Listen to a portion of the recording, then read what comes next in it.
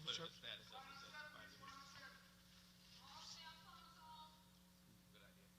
What's we to be coming to you tonight. We have a special treat for you. I'm telling you, you're going to be so blessed tonight. And so come on, jump on. As you're coming on, you know how we do each week. We just speak to each other. If you see your boy, if you see your girl, talk to them. Make sure they're doing okay. Make sure everybody's all right. And of course, as you already know, I need you to share this. Please, ma'am, please, sir, share this on your page. If you're on Facebook, please make sure that you share this. I promise you that all of your family and friends, they want to hear this conversation tonight. It's going to be so good. My goal is to get at least 50 shares from our Faith Movers Church page. And so please, ma'am, please, sir, share this tonight. Or do this for me. If you have a nephew, or uncle, or a father, a black man in your life that you love and appreciate, go ahead and text them right now and say, go to my church Facebook page, Faith Movers Church. Tell them to log on right now to be a part of this conversation. I really believe it's going to bless their life. And so as you're coming on, we're going to give you a little time to come on, speak to one another. Please share this, and we're going to have a great discussion tonight. We're doing part 2 of our town hall on the state of being black in America, and it's going to be so good. So once again, welcome to everybody. We appreciate you so much. As you already know, we've had an amazing day here at Faith Movers Church. We're in the middle of Faith Week. Come on, make some noise at home. This is a whole week-long celebration leading up to Sunday. We're going to be celebrating 9 years of ministry. Can you believe that? We still around after 9 years of ministry, and God has been so good. And so today we had a drive-through, pick up your T-shirt, your poor T-shirt, and so many faith movers. You came through today. It was awesome. We were able to see each other and hang out a little bit. And then you got a good barbecue plate.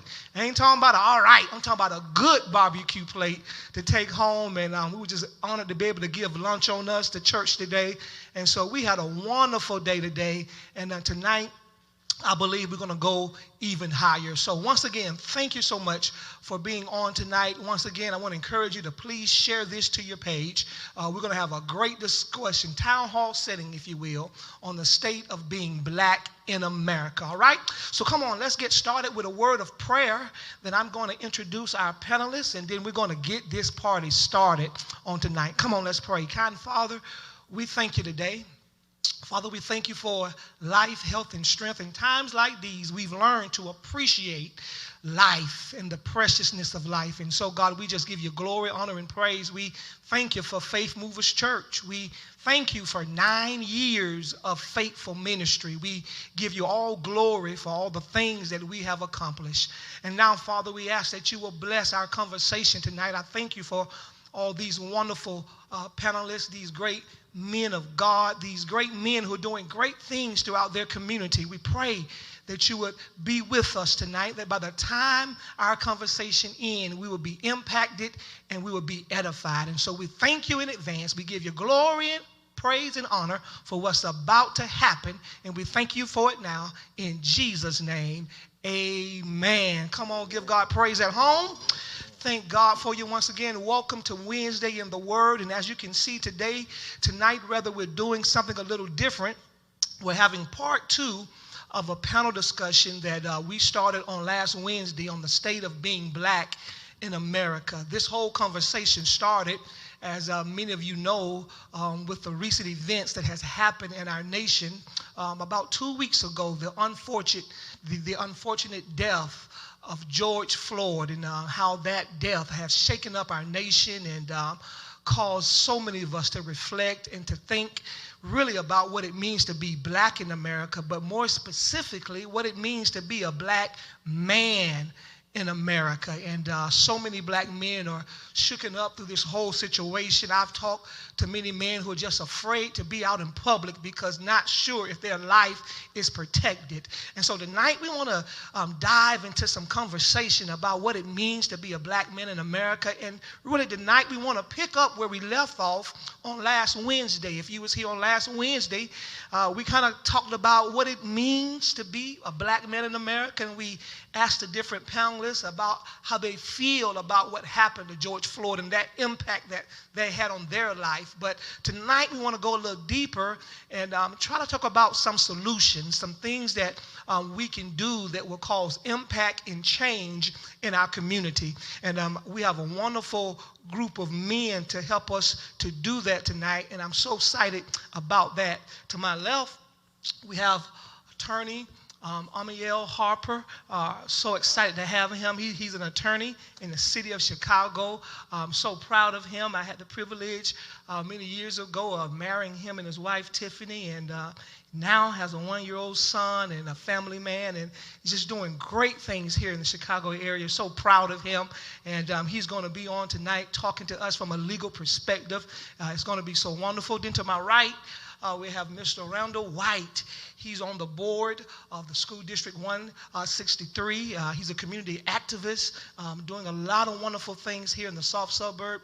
I believe it was last Thursday, was a part of a wonderful, peaceful protest that went on in the South Suburbs. It was so wonderful. And I believe even on tomorrow they got something going. If you want to speak to that, please do that. And we're just so happy to have him to be a part of our conversation tonight. And then we have the Chief of Police of Sauk Village, Malcolm White, all wonderful Chief of Police there doing great things in Sauk Village. And he's also a part of our ministry, works on our security team here at Faith Movers Church, and does a wonderful job looking out for our church, looking out for myself and my family. And we just are so grateful for him, and we're so happy to have him on our panel tonight, talking from a law enforcement perspective. And I know he's going to give us some great input on tonight.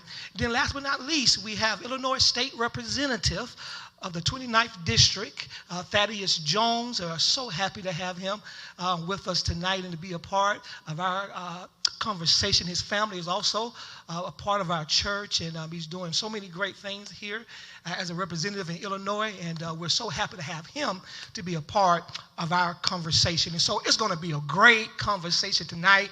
We're going to talk about things from different perspectives, and so please, if you haven't already done so, share this on your page, and it's going to be great. So let's get started tonight. I want to start with you, if you will, and kind of picking up where we left off on last Wednesday. As I said, one of the topics we talked about on last Wednesday is we had a former law enforcement officer who was on the panel, and we talked to him about some things that black men should do when they have been pulled over by the police. And we went through the whole process because the goal was to live to see another day.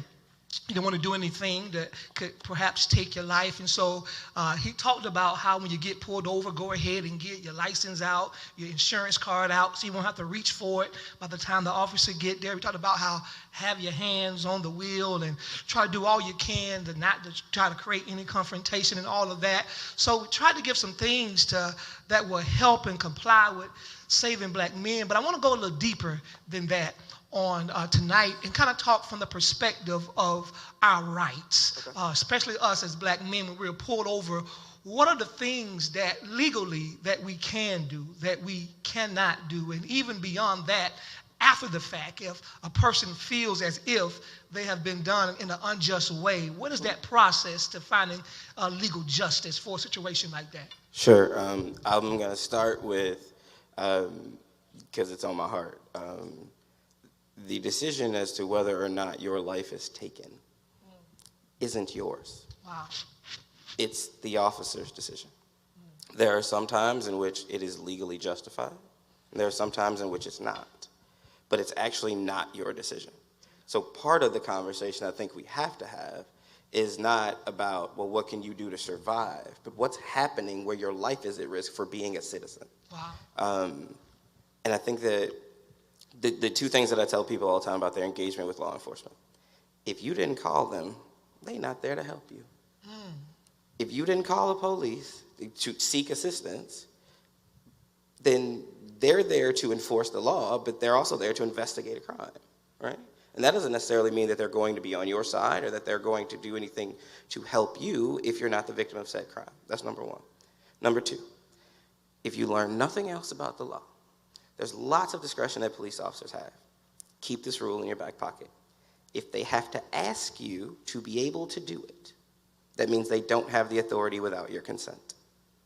So, what that means is... That's good. Say that one more time. That's good. If they have to ask you to do it, that means they don't have the authority without your consent. So here's how it shows up. You get pulled over. Officer says, well, I smell something funny in your car. Do you mind popping the trunk? Time out. Let's be clear. If you have to ask me with your gun, badge, bulletproof vest, taser, baton, and backup units, you don't have the authority to do it. Because there are other times, right, exigent circumstances, or there are other times when the police don't have to ask you even to enter your own home.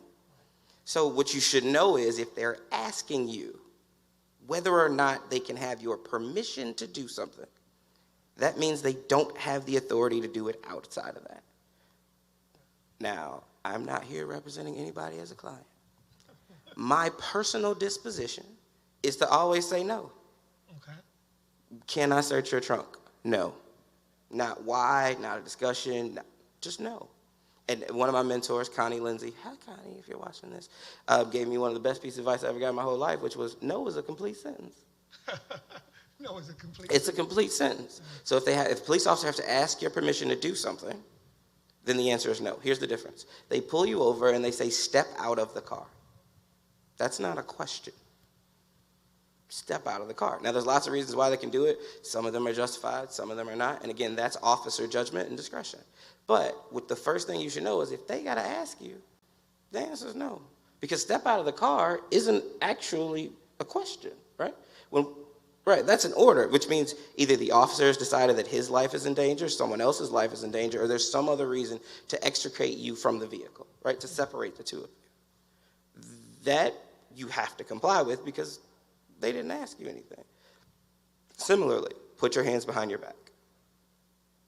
Now, I don't want to, never have wanted to, and I've probably been arrested more times than my mama would be proud for me to share in the number. Hi, mama. But that's not a question, right? So one of the things that I really think we need to understand is, and I've had this conversation with law enforcement before, you can have your day here, wherever we are, but you got to take me in front of a judge at some point, right? So physically fighting the police is not a justification whether you feel safe or not. Physically fighting the police doesn't actually help you. If they ask you to do something, and it is a question of you physically complying, get on your knees, interlock your fingers behind your head, put your hands behind your back, etc. Those are all things that they're not asking you to do, but they're instructing you to do. Those are all things that you should comply with because they do increase the likelihood that you could be harmed. And the justification of it, it's a Supreme Court case called Terry versus Ohio. There's certain things that you can do. It's called a Terry stop. If you just Google Terry stop, you'll find more than enough information.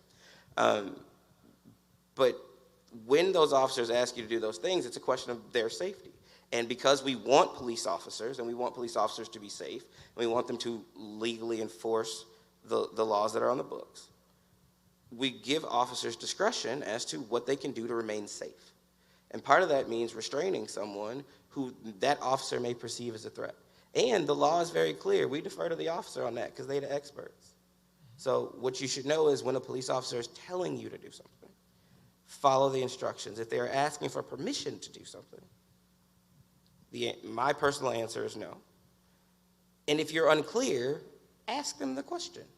Are you telling me I have to do this, or are you asking me permission to do this?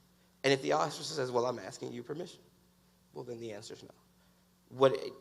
I struggle with this because I got a black son, and I'm not sure what the line of if you can't read this, it says Free Huey. I'm the child of Black Panthers. What I'm not sure is how much resistance, right? Because there are certain things that I don't want my child to comply with. Like George Floyd had his hands behind his back and was lynched and murdered. That's personal opinion. Because someone literally cut off the air supply to his neck, which is not a police maneuver. However, if George Floyd would have called me and asked me and told me they are putting me in handcuffs, should I comply? My answer would be yes. But that doesn't save his life, which is why I had to say that first thing, because it's really on my heart. Because he did comply. He did comply and died. He still died. And died, because it's not your choice whether you live or die as the citizen. It is the officer's discretion. That's good. Get to court, hire an attorney. If you can't afford an attorney, there are lots of legal aid services that can support you in getting an attorney. Free, cheap Google search, your county, wherever your county is, and legal aid. Cook County, DuPage County, Will County, and just add the phrase legal aid. That's a way that you can find attorneys that work for very little or nothing. But the idea is get to court, because the officer's power ends when he walks in that building. Because, and I've told police officers this before and they don't like it, you can do whatever you want out here. All you can do is inconvenience me, because as a lawyer, there's a time where I get to talk and you don't. And then there's a judge who's going to make a decision about whether my freedom and or your conduct. The other thing you should look for is, independent of the actual legal system, and we have a whole conversation about the degree to which that supports black people. It doesn't. Your municipality, government body should have a police review board, some type. In the city of Chicago where I live, it's called COPUS. I don't remember what the acronym is for. Citizens Office of Police Authority or something like that. But if you don't have one, talk to your elected officials. Police should be reviewed like every other job, right? You are a public servant. If garbage men gotta get reviewed and see if they doing their job, then why shouldn't police officers, who we give guns and discretion to, have a review board? And your citizens should be on that review board. So those are the things you can do outside of the stop. If you are told to do something, you must comply, because you can die if you don't. It is not a guarantee that you won't die if you will, if you do comply. Get to court, get a lawyer, and then go back to that officer or that officer's supervisor and file a report. One of the things that infuriated people most out of anything coming out of Minneapolis was this man had over 10 complaints in his file in 20 years. That's right. That's right.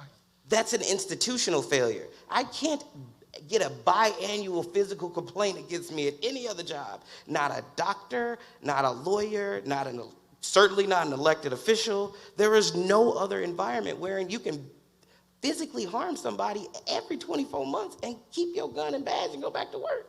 But there's nothing in the law that says that an officer has to, if there's so many complaints, that he has to go before the police review board. Well, actually, and that's what I was going to add to what, and everything that you said, absolutely I agree with.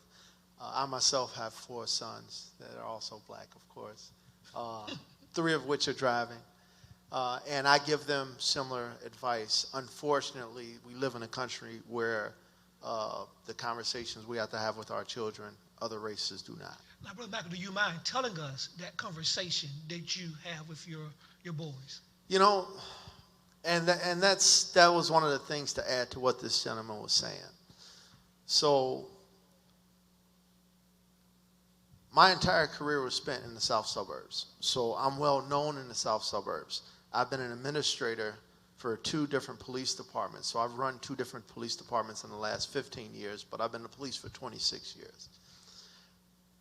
As I explained to my children was, number 1, watch who you have in your car.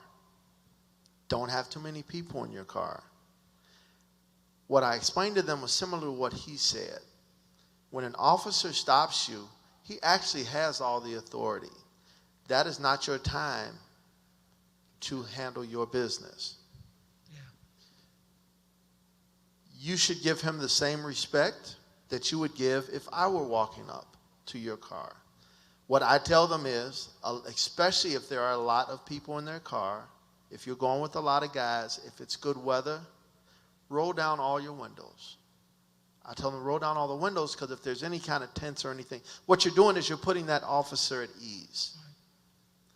If you comply initially, and no one understand, when I was working the streets, and I can say this because it literally happens on a daily basis. There are so many people that you stop that are mean to you when you go up to their car. Those are the ones that I write tickets, that I used to write tickets to. I used to let so many people go that were just cordial Right. and give them a warning. So if you're cordial, normally it will be met with someone being cordial. But that's not all the time. And I'll get to that when later on in the discussion as far as who should and shouldn't be police officers. But one of the things that I explained to them is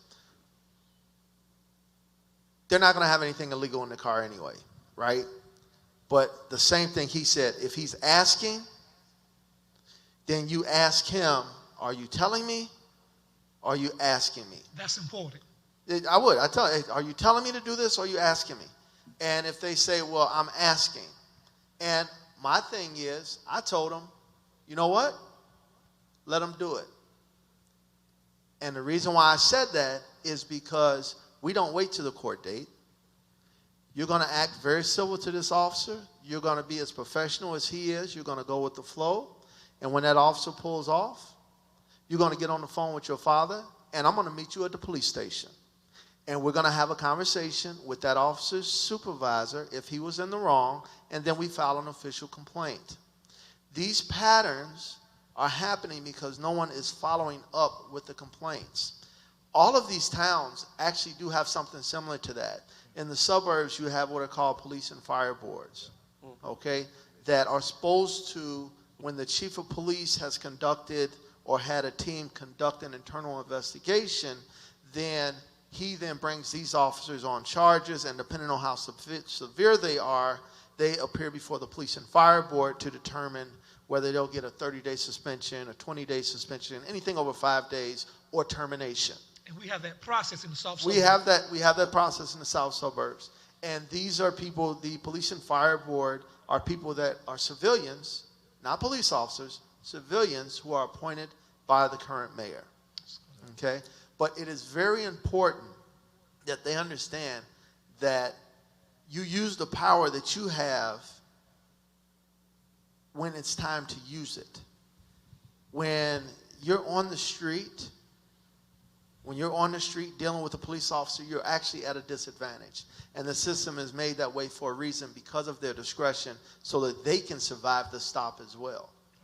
So, but it's very important to me, especially, and this is my third police department that I've worked for, and I've had complaints filed against me, and I've been involved in internal investigations, all of which were found as unfounded. But I think that it's a good thing that, yes, come back, investigate, and I would rather be found justified by investigators as opposed to this mystery of, well, that's the cop that always. Right. We need an accountability. Yes. Yeah, but Chief, do you agree that black men, that there's two accountability standards for when a police officer pulls over a black man? Because now you tell them, we got to tell our sons, roll down the window and do this set of standards. But white kids and white young men, a police officer is not going to approach him the same way they're going to approach a black man. And it's hard for us to get to change that mentality and let young black men in particular know that that's two standards. Do you agree that there's two standards? Well, and here's the issue. Or that police officers approach young black men differently than they approach young white men. Here's the issue. The issue is not about two standards, because you have to understand that bias can work both ways. There are a lot of police officers who get killed by white offenders because they drop their guard, thinking because it's a white offender that they're halfway safe. So it's a two-edged sword. Yeah. So my thing is, the conversation that I have with my children is because I love my children. I want to see them survive whatever situation they're in, and we will handle the business and deal with, if that officer acted incorrectly, we'll deal with that when it's appropriate. It's about when handling things appropriately. Now, here's the thing. Again, I set certain standards for the officers that work for me. When people come in and they have a complaint on officers, one of the main things I ask is, did he use profanity? Did he yell at you?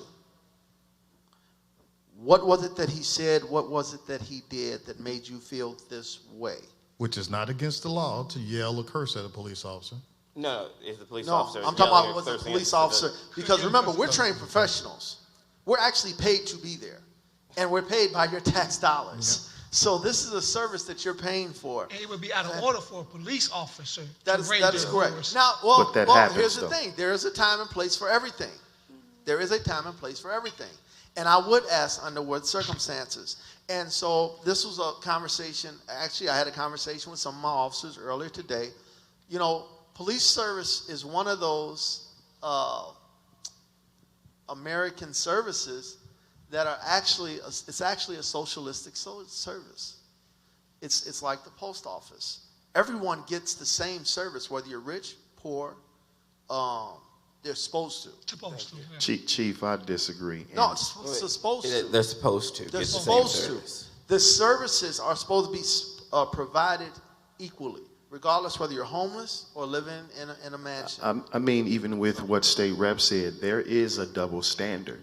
And I know you said that it's not the police want to go home as well too, but for the most part, our young African-American men are not going home. There's a double standard. I'm Right. trying not to get in trouble here. Go ahead. We're told not to. There's been systematic programming that has been taking place within our people. And I'm going to get a little deep and then I'm going to jump back out. But even when neighborhoods that we move in, and we might want to agree and might not agree, we try to find out how many white people live in the neighborhood. We want to live near white. We want to shop near white. We want to build our homes near white. And that's programmed. I do not. Say it again? That's not my experience. I live in Bronzeville with the black people. That's not my experience either. And I live in the south suburbs, and where the average home is quite expensive. Let me finish my statement. We've been programmed to think, okay, where do you stay in the south suburbs? I actually stay across the street from HF. Okay. Big Red. We have places like Frankfurt. We have places like Tinley that systematically white flight has left our communities like Chicago Heights, Park Forest, and they've went to those areas. And when we see the building, the economic development, just as a person, I say, well, I don't have this in my community. So guess what? I want to migrate and go that way too. And so even if it's not verbalizing saying, I want to live near white, it's systematically programmed in us. We want better, and their communities get better. There is a double standard. Well, I wouldn't go that far because, you know, first of all, where do you live exactly? Where do you I live in Park Forest. Okay, so you live in Park Forest. Okay. I grew up in Markham, okay, where I grew up in an all-black neighborhood. Pretty much every neighborhood I've bought homes in and moved to, coincidentally, were also all black. They just happened to be affluent. As I made more money, as my family grew, I was able to afford to move into better or more affluent neighborhoods. In no time did I seek out, well, I have to be surrounded by white people, or my services have to be, again, we live in the HF school district. Hazelcrest services HF. Dynasty Lakes. Chicago Heights. Chicago Heights. These are all neighborhoods that have the same stores, that have the same. So, but I do understand what you're saying to the extent of there's a certain level of some Everything is people white is right. Yeah, some Yeah, people that's believe the that short white version. is right, White is so right. we need to move out of our neighborhood into their neighborhood, but then you have white flight and all that. But see, I was never interested in that. And really the people I've surrounded myself with, I'm similar to this brother where pretty much, you know, I am comfortable with my people. Now, Chief, I want to ask you this question because I want to really talk about, like I said tonight, some things that I think that could help us to build some solutions. Right. So when you was talking about the whole concept, and you talk about the police officers and those interactions, I think it's so important, you know, because once something like George Floyd happens, then everybody gets motivated, then everybody wants to do something about it. Let's talk about some preventative things that we can do.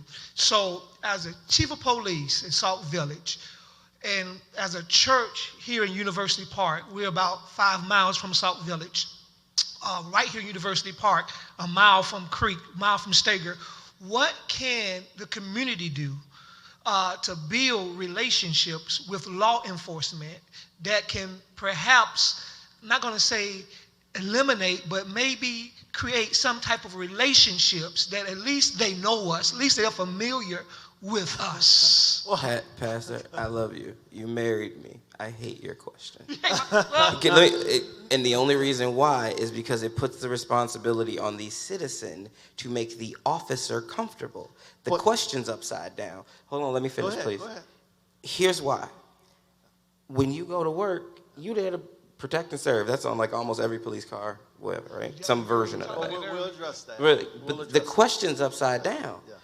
It's the officer who's protecting and serving who? Me, right? So if the officer's protecting and serving me, what should the law enforcement be doing as an institution we all pay for? answer that, because Yeah. we talked about that they're earlier, really- that whole yeah. concept. Think about and that. So, yeah.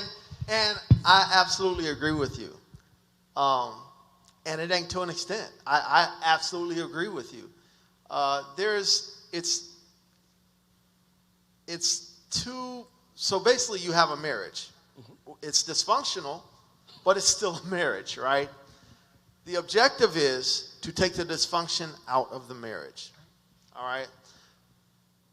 I have a whole host of things that law enforcement should be doing that we are currently trying to move forward with, especially black administrators. I'm a member of NOBLE, the National Organization of Black Law Enforcement Executives, and we push our initiatives throughout the country. But if we want to address what the police can do or what the citizens can do, it's the same conversation, but it still meets in the middle.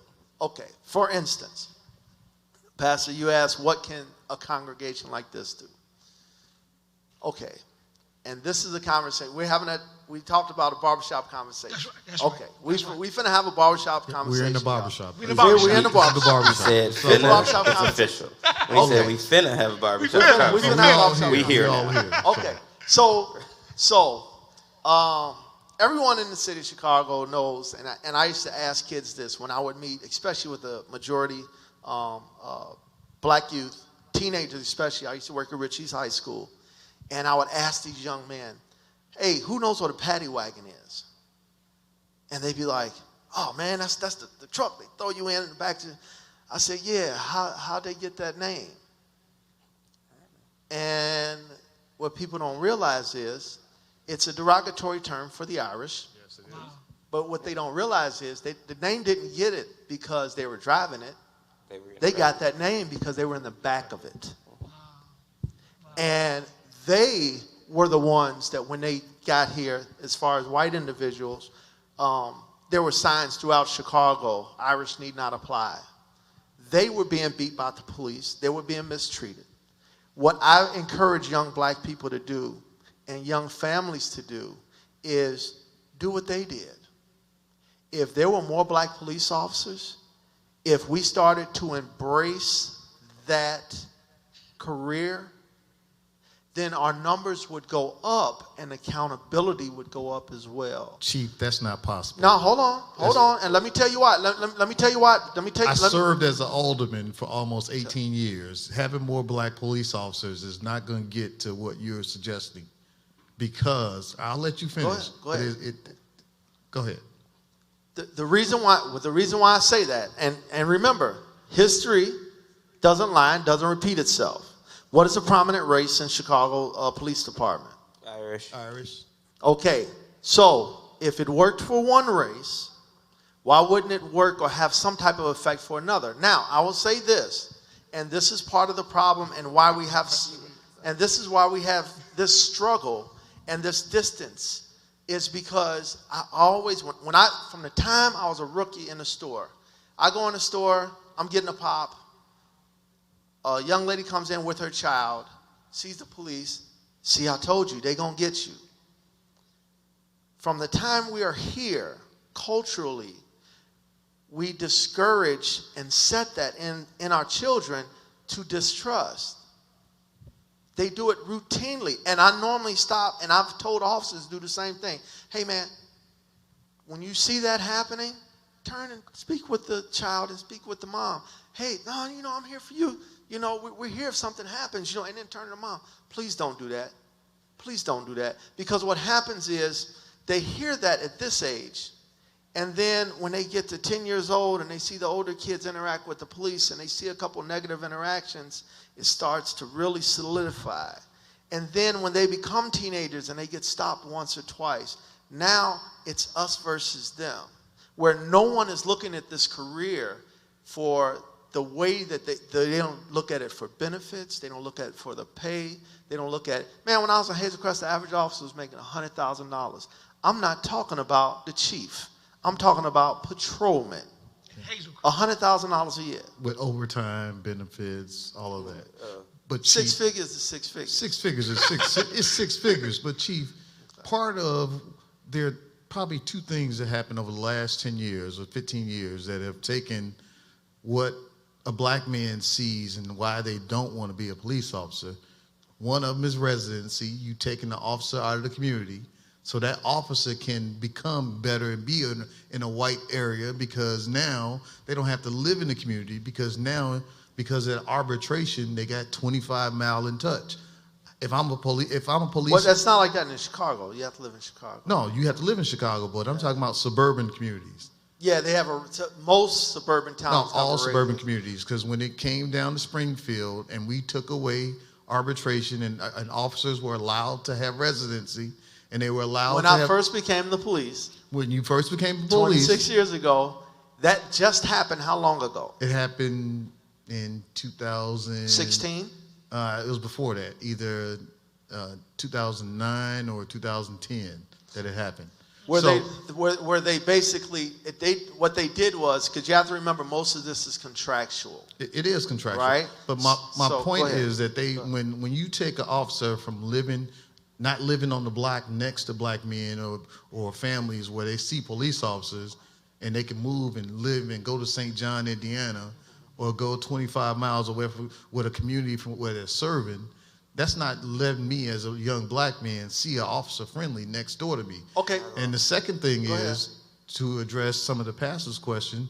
When you take the DARE program out of the schools and you take the officer from interacting with students I remember there. Yeah. and community policing, going door to door and knocking, introducing myself as an officer, when you take that away, why should a black man see a police officer as nothing more than somebody who's not enforcing the law, but somebody who's coming to take away my rights? Enforcing the law against me. Exactly. If you didn't call. Right, if you did, right, just be clear. No, And wait, no, just true. was Go one more ahead. thing I really want to interject. To be Well, clear, I will get back to you. Go ahead. the discussion about there should be more black people on the police force, I agree. I wish there were more African American officers on every police force. However, here's my challenge back to you. If you can name a major municipality in the United States that in the last 40, what year is it, 2020? In the last 40 years wasn't sued in federal court for not hiring black officers, I'll pay you. There isn't one. Every one of, because we have to talk about this not as individuals, but as institutions. These law enforcement bodies, and I'm gonna talk directly to FOP, you act in a way as if you own the police force, and then you kick us out. Every union, you pick the union, kicks us out of the union. So when it comes time to say we want more black officers, and I can tell you this because my father was part of the lawsuit in the city of Chicago Heights to change the police force, fire, and districting, and they won a federal lawsuit because of how they do hiring. The tests are biased for both law enforcement and for fire, right? There's institutional bias in the test. Then you have to add, on top of the institutional bias of the test, the next level we're going to talk about is the bias of the people making the decisions. How many black executives are there in Cook County who run law enforcement agencies? Oh, there. You mean as far as the local? Look, how local many black chiefs of police are there in the south suburbs? in Cook County? 16. Yeah, 16. it's about 16. 16 black. 16 black. Hazel Yeah, Crest, there's- Harvey, Dalton. How many municipalities are there? Yeah, there's a ton, but let's get back to hiring, because that was part of the other thing that I was explaining. There are numerous things that, and it should start, because we're the paid professionals. Of course, yes, there's certain things that I think that we could do to help out as far as changing the mentality so that the relationship would be better. But one of the main and key things that I push as a member of Noble, as well as facilitator for the Law and You, which is taught in Chicago, is there's no sense in saying let's hire more anything until we change our hiring practices. Yeah. We have to change the screening process and selection process for police officers, because quite frankly, the majority of what you see of what they call, on every level, the new catchphrase is bad actors, right? So, yeah, of what you see on TV where it's obvious, like this gentleman who did George like that, and I gotta say, I'd always like to call him by his first name, because you have to identify, man, this is a person. Real person. You know what I'm saying? It's a real person. Father. But this is someone who should not have been hired as a police officer. When you look at the Tamir Rice, Right. this was an officer who had been fired from another department. Lied Should about it have on never- his application. Then came to Cleveland. Yeah, but he should have never have been hired as a police officer. One of the things that I push, and I've even pushed it because I've only been in Sauk Village for a year and a half, and it's funny that my supervisory staff there, as soon as I said it, a light bulb of relief literally came over them. I said, listen, as an institution nationwide, we have to embrace that the hiring process isn't over until you make probation. Just because you made it out of the academy doesn't mean you have a job. Let's still monitor them and watch them. Closely. Because if they show certain patterns, Gotta pull them. it's only going to get worse after they make probation, because they're protected by the unions. But That union conversation is a whole different. it's a whole, I don't know how yeah. much time we got tonight, but It's that's a whole Yeah. conversation. But That's a whole see, different thing. even when you said that there were 16 black chiefs in the south suburbs, that was shocking to me. Yeah. And that's what I'm suggesting, that somehow But there's like we 80 have communities. we have to. Yeah, I don't want you to think that that's a even, good even number. for the 16, That's not a good though. number. That's but not a even good for the number. 16, though, I mean, maybe got 80, but 16 is something. Yeah, but see, Many people didn't even know 16. they didn't even know 16. But see, one of the things that the And chief yes, we all know each other. Of course. and one of the things the chief left out is that so there's this movement in Illinois to do a bad cop list. Yes. There's to a track- movement to track that. Yes, to So track. if I'm a police officer, and for example in Madison, and I got 20 complaints in Madison, I can leave that department and go to Sauk Village, and those complaints, know. It won't nobody follow know them. about them complaints, but I don't have to go to the No, hiring it's, list. it's worse than that. It's Yeah. worse than that. And this is why it's important that It's you a transfer. practice. It's a transfer list. No. It's worse than that. And this is why it's important that you have a tracking list. Yep. They can resign Exactly. while under investigation. Before they get fired. Right. And that won't make it into their personnel file because the investigation was never completed. So when I send an investigator to do a background on that person, It's not showing up. it's not showing Not up. showing up. Wow. But they push through where if they committed a crime. Yeah. If they committed a crime, We then- just got yeah. to the point where if police officers commit crimes, we report it. Wow. No. It's where in their it happens- personnel file. Where if let's say Matson calls me and says, "Hey, we're doing a background on this guy. Why did he leave?" I am required by the state now to say, "Oh, hey man, he left because he was robbing drug dealers, and before we could finish our investigation, he resigned." We have to You say have that to now. say that now. Yeah, and Right. because what's scary is, and it happens, unfortunately, I can't say I've seen it happen in recent years, but there was a day where it was like, if he's a problem officer, oh, you want him? Oh man, he's the greatest officer ever. You want? And next thing you know, he did. There you go. Here's Because your it problem. saves you money from man. To Ooh. terminate a police officer costs like easily just the legal fees Wait. without them contesting. It's Can like I ask $20,000. a two-part question real quick? One, how much money does FOP give Noble? It's two Maybe completely off the separate- record. Maybe off the record. Wait, Yeah, wait, maybe no, off the record. Yeah, two completely- Spoiler. So the Yeah. Fraternal Order Police. I want to match pause right quick and say, Didn't I tell you it was going to be a hot conversation tonight? As you know, I've lost control as the moderator. I still have some questions. I'm telling you, man, it is a robust conversation tonight, but I love it, though. I love it. I think it's informative. We're going back and forth. And listen, we got about 15 more minutes. I want you to still, if you have not shared it yet, please share this on your page. I think that Chicago, the soft suburbs, America needs to hear this type of conversation, that black men can come together, talk, have different point of views. Come on, they're asking for more. He said that people say they want more. They want more. We'll go a little longer, but I'm telling you, it's been a great conversation so far. I know you've been blessed. I'm getting ready to mash play and jump back into it, but goodness gracious, it's been good. We're going to go a little bit longer Can I tonight. ask one question? Before he jumps in, let me just say, you asked about solutions. So that's part of the solution. The Attorney General has asked that police officers be licensed. In addition to that, he's asked, with that licensing, if I shoot you as a police officer, I have to carry my own insurance. We good. That actually, the only thing I want, if I got one wish for the police, Yep. make each department carry its own insurance. Because now, the city of Chicago has a budget, right? We do a budget every year. We got to make this much. We ain't got enough teachers over here. We got to scratch some money over here. Every municipality has a budget. But then there's this extra fee for bad officers that ruins every budget every year. I don't know what the number is yet. Budgeted for it. Bad officers. In the local. Here's the problem with that. Hold on, wait. Let me finish before you tell me why I'm wrong. Go ahead. So here's the challenge, right? Number one, it's fiscally irresponsible to know every year you're going to go over budget just because you got bad apples, which I don't know what that means. We put that in the budget purposely as elected officials. Right. So then I gotta, as the mayor of a town, gotta say, well, how many settlements we gonna have this year, right? So if instead I could just be fiscally responsible, pass and say, you know what, you a bad driver, you should pay more.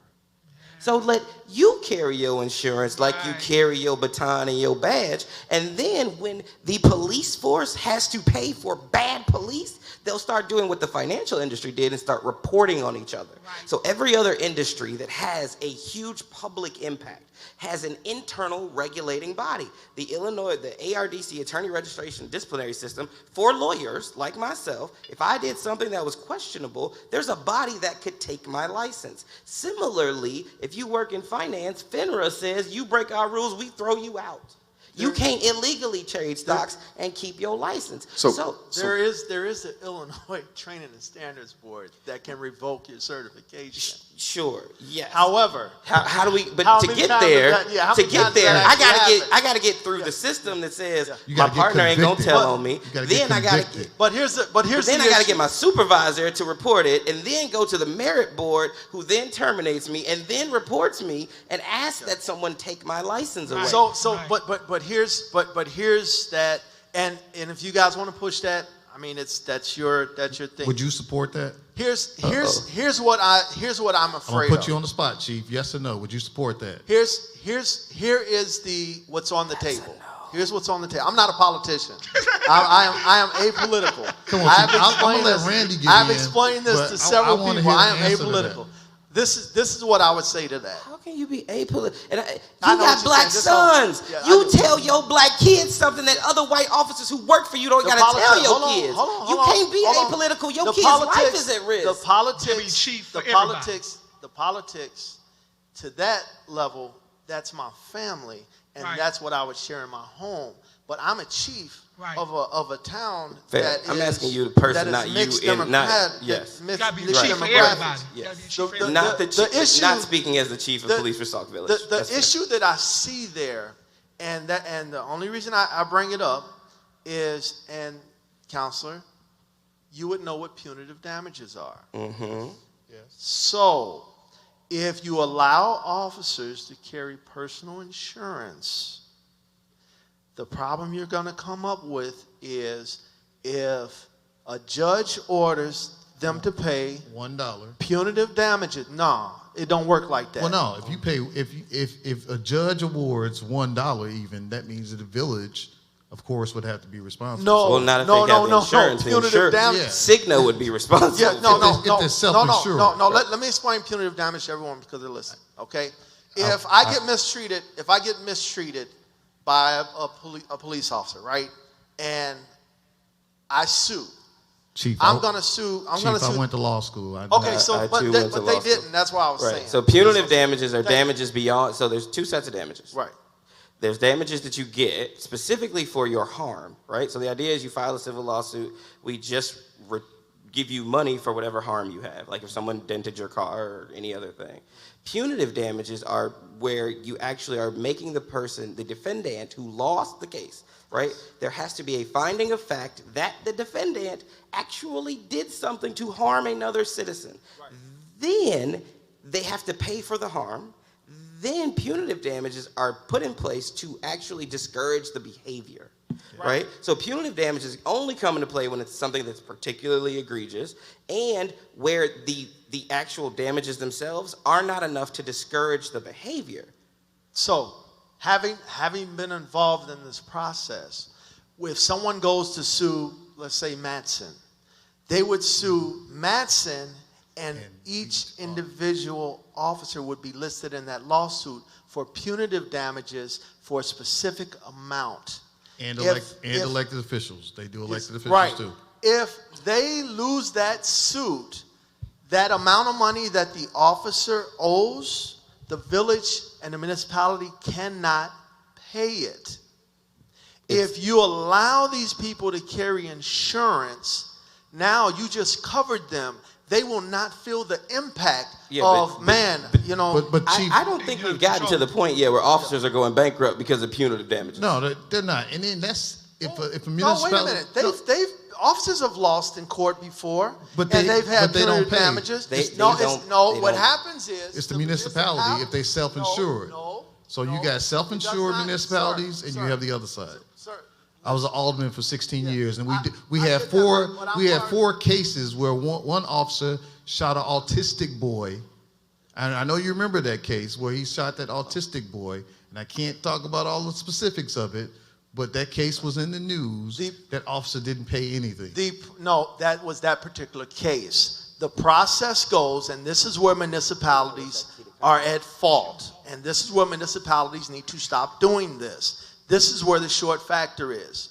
They will lose a case in the courts, and the courts will order the officer to pay, let's say, $50,000, and the municipality pays $500,000, right? The city then files an appeal, and during that appeals process, they cut a deal to eliminate that officer's debt. That is the problem. That is the process. That should not happen. Hold on. I want to bring in, because he's been sitting. Yeah, I'm sorry. That is why you don't see them paying. We've been talking a lot from different perspectives. I want to kind of, as we kind of try to wrap this up, I want you to bring in from the streets perspective of all that you've kind of heard, all that we've said, and kind of talking about the different interactions. I want you to kind of give us some insight as a community activist, kind of some feedback on, their perspective of these type of situations. I kind of wanted to talk about the systematic program that is done to our people as well too, that you kind of disagreed with, but as well from the street perspective, our people are tired. I just led a particular protest the other day, and the number one thing that ringed out is we're tired, and we look at police as if they were systematically put in place to hold our people back and hold our people down and to do what we seen done with George Floyd. And I know you have the blue line, and sometimes you're representing, and not just you, officers in general, they speak up for each other and they represent each other as a brotherhood. But as a black man in America, I look at the police and I think about my interactions. We were talking earlier, and I was telling you how I interacted with the police that was doing something that was not in his job description. Actually kind of grabbed me and kind of slammed me to the car, and I was complying. And the other officers around said nothing. They didn't say anything to that situation. Can we talk about? They should have. Right. So new things that came out of this. One of the things, and this is from the streets, right? Which is in Minneapolis now. If you're an officer on duty who sees an officer who fails to perform a task or violates some rule, and you do not report it, you too are censured. Wow.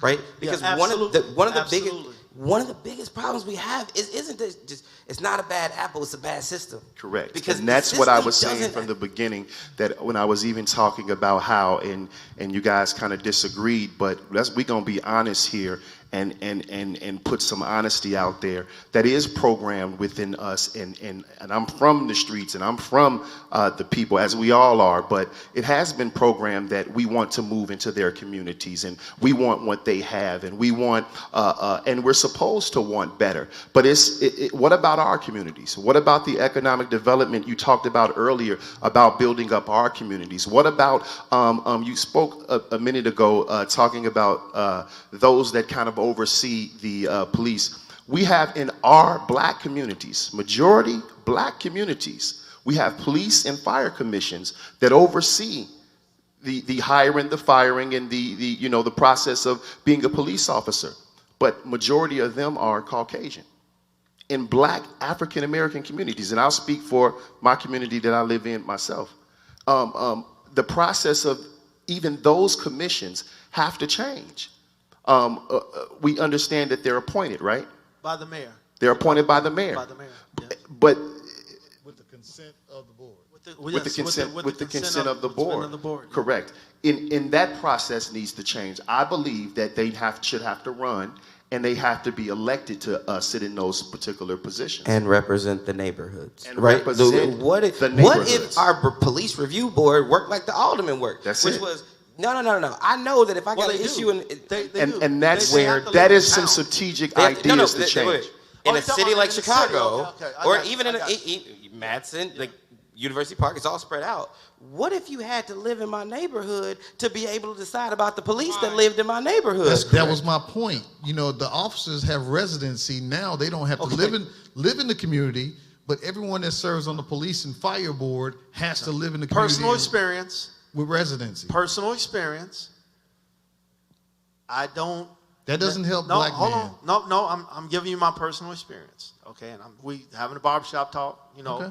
only half of us But have only like hair. 500,000 people only watching this. only right? half of us. Only half of us have hair. This is a COVID Only, cut. only half of us have hair. This I don't is have only hair. a COVID cut. I don't have hair. We don't, so, but personal experience, perhaps, of course, in larger cities, absolutely. But I started my career in the city of Harvey back in 1994. In 1994, you had to live in the city of Harvey to be a police officer there. And I served the city of Harvey, man, for 4 years. And it was some of the best years of my life. You served under Nick or you served under? I served under David Johnson, Then and I Nick served Graves. under Nick Graves. Okay. And I honestly believe that I would not be where I'm at today had I not started my career there and was able to, because it was the way that the crime level basically, as far as investigating crime, stuff like that. So did you Now- like staying in Harvey when you stayed in Harvey? I lived in the city of Harvey. I was required to move in. During that time period, I had I want to say well over 900 arrests in those 4 years. So you agree that an officer should live in the community that they serve? Now, hold on. Here it comes. No Here it spoilers. comes. No, No here it spoilers. comes. Come Here on, it comes. Chief. Here it comes. In That's 4 allowed years, out. in 4 years, and I know on my grandmother's grave, hand to God, I have serious now. always I have treated everyone I've ever interacted with that I had to take to jail the way that I would want to be treated. Chief, Okay? I agree with Now, that. It has I'm saying, changed. now hold on. I'm living in the neighborhood I'm serving. Car got keyed 3 times. They stole my motorcycle. My wife stopped at a stop sign. Someone ran out of the park, punched her in the face, and ran off. So One of my children got assaulted. just to be clear, I don't want to live Now- in the neighborhood because it's now, violent. No. Or That's not- anti-police. No, that is not what I was saying. No, that's the argument that the hold on, FOP, that's hold the on, argument, hold on. Chief. But That's the hold on. argument that the white I'm not finished. I'm not Okay. finished. Chief, I'll let you finish. I said to my supervisors, and I asked, listen, I have no problem living in a neighborhood that I serve. But when they damage my property, is the city going to replace any of this? They slashed my tires 6 times. Wait, why? The city doesn't replace it when it happens to me? Because it's a direct result of my job. No, but you're a private citizen in that. If they damaged the police car, yes. So my next door neighbor's house hasn't been broke. By the way, did I mention they broke into my house and stole at least 3 guns? So they was doing it intentionally because they knew. They're targeting police. My next door neighbors, if they're targeting the police, and we're going to them saying, listen, we fine with living in a neighborhood. We fine with, and I had some good neighbors, some excellent neighbors. But you know what? If you're going to be a good police officer, sorry, you're going to step on some toes. Exactly. If they're going to do that in these small communities, it's gonna be then you need to have an insurance policy to cover these officers' keyed cars. Wait, come on, Chief. Hold on. That's unrealistic, though. Hold on, last That's question. unrealistic. Last question. We gotta go. Last question. I thought we was going till 9. No, it's last question. Rep Jones. What Okay, time so is last that? question. If you could do this in 5 minutes, we gotta wrap up. 5 minutes. Tell us, 'cause when you first came in, we talked about some policies, because we wanted to try to talk about some solutions tonight, but we got to a lot of details. So before we can go, some policies that you think from a state level that we can put in place to prevent these young, beautiful black men from experiencing those types of things, the next generation from experiencing. And I will take 2 minutes because I want to share the other minutes with my brothers because this is an important discussion. So I will just say that, first of all, I am the proud father of 2 strong black men, and looking them in the face and seeing what's being awoken in them with this process, it's anger, it's fear, and that's every young black man that we all interact with. They are scared of the process, scared of the police. And I think we have to take a step back and look at the foundation of it. Look at the legal status of a black man. That's what I talked about, and this has probably, brought to my conscience what we need to do as elected officials in bringing the black man to the same status as a young white man, which first is repealing some of the laws that happened in 1865. The Black Caucus right now, we passed almost 78 bills, and I have in my hand probably like another 178 bills that deal with police reform, that deal with, in the 99th General Assembly, we passed, through Kwame Raoul and LG Sims, we passed the most comprehensive police form that had body cameras, community relations, independent investigations, and it banned chokeholds. It banned the use of chokeholds in the state of Illinois, but guess what? They're still using it. They're still using it. Police officers are still doing it. So what the Black Caucus is proposing, we're proposing through one step. Kwame Raoul has said that police officers should be licensed. They should carry their own insurance. Police officers shouldn't have the ability, when there's a shooting, to have a cooling off period. There's a thing in the law with a cooling off period where if a police officer is involved in a shooting, he gets 48 hours to go and make up his or her story and then go back to the investigation. That does not happen for private citizens. And it doesn't happen for private citizens. So part of what we're looking at is a comprehensive review, starting with licensing police officers. That may not be a good concept. There's a term going around now where people want to defund the police officers. There's no art. That's just the art of a passage that people are saying. In order to defund the police, you have to first disband the police in local communities. And I don't think no municipality is going to go through the step of disbanding their police department because that's not logical. We want to take steps to have reforms. We also have to make sure that our officers are accountable. Some of the proposals that we have as the Black Caucus deals with police accountability. The bill I just mentioned that passed in the 99th General Assembly never dealt with police accountability. So if an officer, had those 10 complaints and he was going from department to department, this bill would create a police tracking list and create a bad cops list. And I know there's a bunch of good cops and a bunch of good police officers out there, but I know the chief will agree that there's officers, as he mentioned, that had investigations from other departments that don't follow that police officer to the next department. So if he's out here, hitting young black men or doing things that he shouldn't do as a police officer, he or she, that doesn't follow them to the next department when they leave.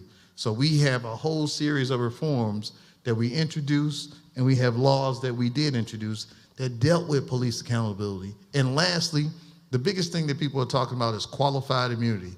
When an officer gets to the point that we talked about where they've shot, rest in peace to George Floyd, where they murder or shoot a person and they have to go through the criminal justice system, where they can say qualified immunity and they get to invoke that defense and they get off. Mm-hmm. And part of the qualified immunity just says, is it a clearly established policy of the police department to use a chokehold or the knee in the neck? Was that a clearly established policy? And if they say yes, then they can get off on that, correct? So, yeah, I think you have to, okay. You have to remember these things are state to state. It's state to state. Yeah, these things are state to state. There are already state laws in place that ban chokeholds. It's up to that municipality or organization to enforce them, and then it's up to Raul's office to then make sure that they're holding these people accountable. There are certain things that you mentioned. I'm not going to go through all of them. I think that there are excellent ideas. There are one or two there where there's been studies done where there's more accurate accounts, especially with the 48-hour rule, as far as that goes. But, we can have that conversation. But the majority of course, what you said was accountability is absolutely what we need in these processes. But as far as invoking some level of Qualified immunity. Yeah, that doesn't happen in Illinois. I have yet to come across a case where there was a shooting and an officer made some type of declaration. It happened in 2 cases in Calumet City, where the officer invoked the qualified immunity defense. The case that I mentioned. Oh, you mean when they got sued? Civil cases. Yeah, civil cases. Okay, not I'm criminal sorry. cases. Yep, I thought you were talking about the not criminal cases. Okay, well, You then to apply that, okay, I got you. Yeah, you can't. Because I'm like, wait a minute, I thought you were talking about criminal. That standard is not applied to criminal cases. Okay. It's applied to civil cases. But that, just like when families come in, they have the right to sue civilly and Absolutely. So it's applied that way. So it is applied in Illinois. But looking at, is it a clearly established policy or not? And just like I said, the bill that we passed in the 1999 General Assembly banned the use of chokeholds, banned the use of knees. But and I know there's still officers out there happening. Right. So one of the things that I asked, I have a very good friend of mine, I would call him one of my best friends, I consider him a brother. He is active duty in the United States Navy. He's been deployed to war. And so I said, I'm curious about something. This don't make no sense to me. We literally text, I can show you the text right now. I said, why doesn't the Navy, Army, Marines, and Air Force have the same incidents of shootings as local law enforcement? It's weird. You in war. Surely in war, you're more likely to accidentally discharge a firearm or have a rush to judgment or shoot Tamir Rice in less than 10 seconds of arriving on the scene. Training, and we have different rules of engagement. The change has to happen with the standards of policing. Change the rules of engagement. We can clear up a lot of stuff real quick. Adopt the Uniform Code of Military Justice. Real simple. You act out of line, you're done. There's no debating. We're not having a conversation. All the stuff you saw in A Few Good Men happens real quickly.